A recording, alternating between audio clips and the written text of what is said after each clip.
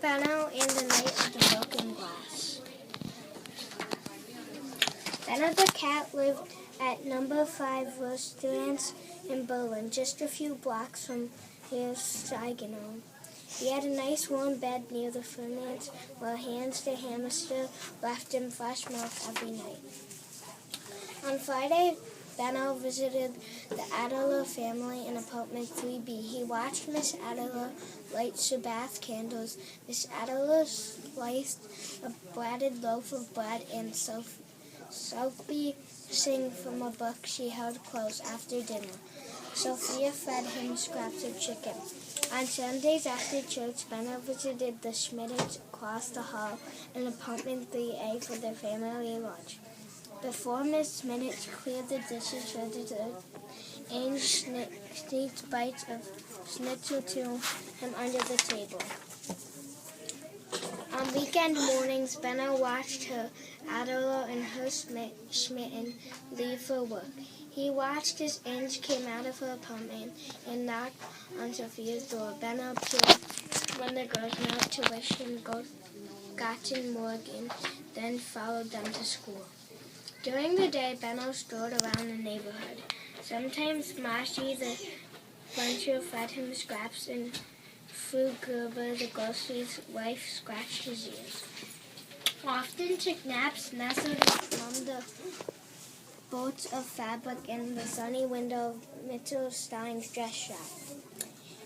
In the late afternoons, Benno followed Inge and Sophia to the playground. He sat in a high tree as they played on the swings or dashed in a game of tag with their friends. But Benno was welcomed by all, even in apartment 2G, where Professor Gunburn was too busy with his studies to pay attention when the cat curled up on the grass.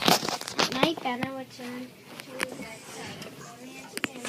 In the basement mountains, he drank his milk and fell asleep, listening to the comforting sounds of people above. Then things began to change. Mashi the buncher had no scamps for Benno. Fru Gerber, the grocer's wife, had no time to scratch his ears, and Mincy yelled "Scrat!" when Benno tried to knock on the window. One night, men in brown shirts lit a bonfire on the Wonstein as they threw books and papers onto the fire. The crowd cheers. Benno tried to hide inside apartment 2G, but Professor Goldfarb shooed him away. "I must read the books," the professor muttered. And a few days later, Benno watched Inge leave for school without knocking on Sophia's door. He wanted a long time before Sophia came out and walked to school. Neither girl wished she hadn't gotten married. After school, Benno watched Inge with her friends at the playground. Sophia hurried past the park, her head low. Later, when Benno went home, he found the door locked to apartment 3B. The street was still a busy street, but the people were no longer friendly. The men in brown shirts strutted about with their heads held high. Benno walked carefully, dodging their heavy black boots. The neighbors and shopkeepers went quietly about their business, their eyes lowered. Then came a night like no other, the air filled with screams and shouts, sounds of shattering, splintering glass, and the bitter smell of smoke. Benno cowered in a doorway. He watched the brown-shirted men swarm over the neighborhood, smashing windows and looting shops at Mashi's butcher shop. They overturned the refrigerators, leaving meat to spoil on the ground at Mrs. Stein's shop. They ripped the bolts of fabric and threw the sewing machines into the street. Benno saw the beautiful knee guns set ablaze. The torched squirrels were dragged into the street and trampled. Her Gerber's grocery remained untouched.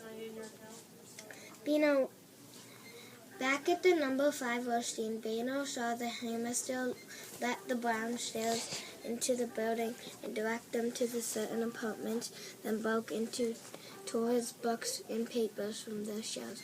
"I must save the books," the professor cried as he dragged away. Bino ran upstairs in apartment 3B. The mob was breaking Adela's furniture and throwing back out their window, even the one Sophia sang from every Friday night. The Schmidt's apartment was untouched. The next morning, Bino saw her Schmidt leave for work, then Inch left for school. He waited for Sophia, but the Adela's door remained closed.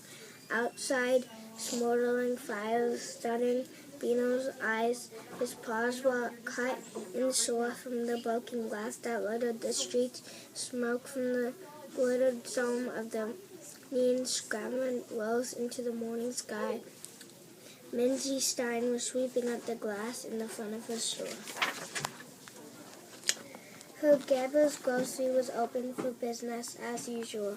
Bino could not find Mashi the butcher. He never saw Professor Goldfried or Sophia and her family again. Bino continued to sleep in his bed by the furnace. Hands continued to give him fresh milk, and Frank Gerber scratched his ears. Bino still watched her Schmidt leave for work. He still followed in school, but the life of Ronstein would never be the same.